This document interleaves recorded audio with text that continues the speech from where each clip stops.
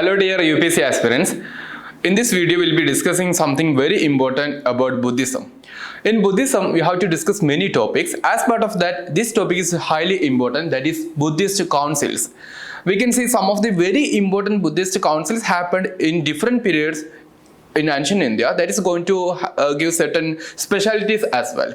So for your upcoming prelims examination, this topic is very important. So let me discuss it in a brief. Okay.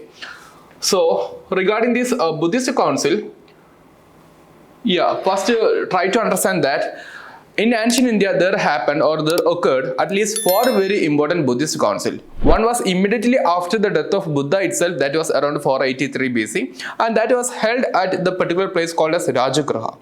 So you have to have a clear-cut understanding regarding in which year, which location, and under whose patronage, the name of the king, as well as the most important monk who presided their session is very important. And finally here you can see one column, that is the significance or features of these Buddhist councils.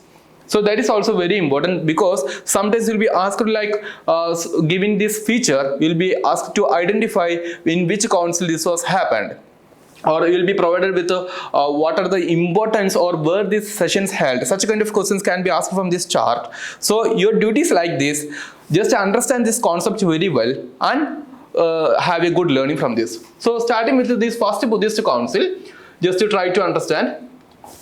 It was held at Rajagriha, as I mentioned, immediately after the death of Buddha. So it was immediately after the death of Buddha. So obviously think like a situation, their most important scholar or their most important proponent Buddha is going to die. So during that situation, there will be some scholars there, they want to build a strong foundation for this Buddhist future programs. For that, in their 483 BC at Rajagriha, they conducted the first Buddhist council, and during that period we can see the king Ajatashatru. Ajatashatru, as you guys know, he was the king of this Brihadrada dynasty. After Bimbisara, Ajatashatru is going to rule, and during his period what we can see, Buddha is going to die. And it was led by the monk called as Mahakashyapa. And the most important feature, you have to learn this one very importantly, we can see the compilation of 2 very important Buddhist literature, that is, one is Sutta Pitaka, another one is Vinaya Pitaka. So let me have a brief explanation to this one. We can see the Buddhist literature.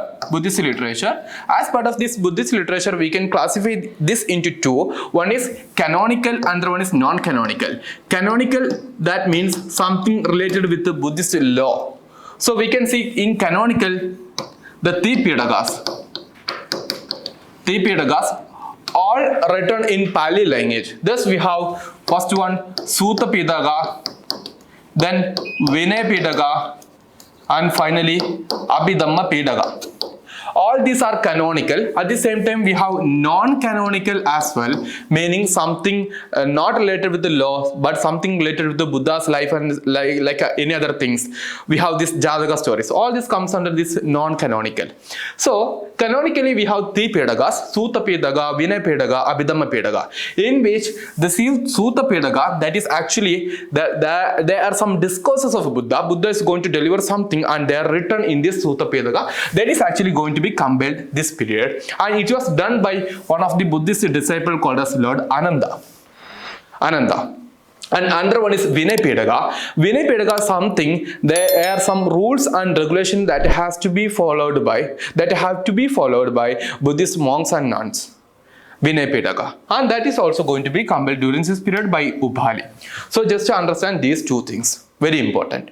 And after 100 years, we can see the second Buddhist council is going to held at Vaishali during the time of Kalashoga. You know, regarding this Magadhan imperialism, in Magadha we had many dynasties. The most important one was Brihadrada dynasty, in which we mentioned about Ajatashatru. Later comes the Shishudanga dynasty, in which we have the second ruler Kalashoga. During his period there happened the second council at Vaishali, and it was led by Yasa.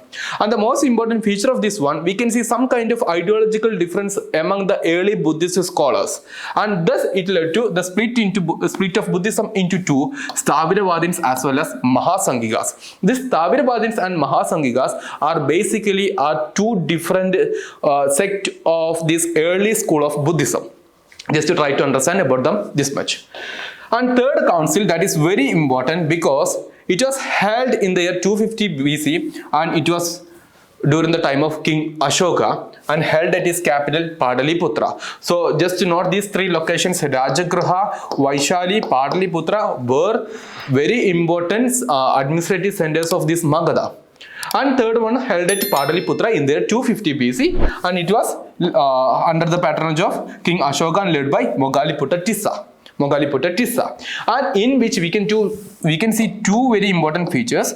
One is the compilation of Abhidhamma Pitaka. As we mentioned, among three Pitakas, we have the last one, Abhidhamma Pitaka, that are basically the Buddhist philosophies. That Abhidhamma Pitaka is going to be compiled during this period or during this third council.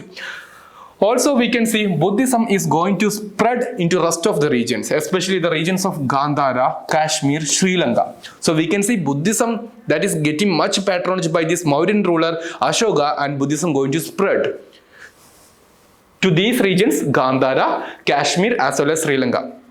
We can see even the son and daughter of Ashoka was sent to these regions. Okay, and the fourth one is held at Kundalvana in Kashmir. And it was around 72 AD, and that was given much patronage by the Kushana king Kanishka. And it was presided by this scholar Vasumitra. Not this name, very important, Vasumitra. Here, the most important feature was none other than the Shiism, or again a further split in Buddhism. That is, Buddhism is going to split basically into Hinayana and Mahayana tradition. And this Hinayana tradition, that is something before this post-Mauryan period, and Mahayana tradition something after post-Mauryan period. And this Mahayana Buddhism that received much patronage later periods, and we had many subsects like Vajrayana tradition, some other Tibetan Buddhism, and the rest of the Buddhism can be found after this Mahayana tradition. So guys, just listen, for your examination you have to learn the period as well as the locations, the kings, the scholars, as well as the most important feature. This is very important. Just to have a revision, like just to think about the locations held, the period held, the rulers held, and the presiding Buddhist monks, as well as the most important features. Hope the video was useful. Thank you.